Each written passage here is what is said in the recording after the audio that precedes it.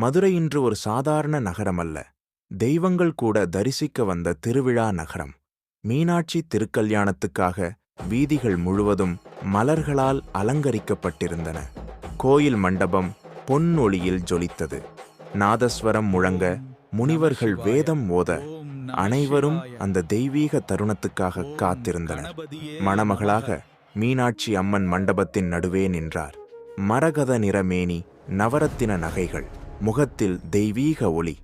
ஆனால் அந்த அழகின் பின்னால் ஒரு அமைதியான ஏக்கம் இருந்தது. கோயில் வாசலை நோக்கி என் சுந்தரேஸ்வரர் எப்போது வருவார் என்று மனதில் காத்திருந்தார். அதே நேரத்தில் கைலாயத்திலிருந்து சிவபெருமான் ரிஷப வாகனத்தில் மதுரைக்கு புறப்பட்டார். தேவர்கள், பூதகணங்கள், முனிவர்கள் அவரை சூழ்ந்தனர். மதுரையில் அவர் வருகை தரும்போது நகரம் முழுவதும் ஹர ஹர மகாதேவா என்ற முழக்கம் ஒலித்தது.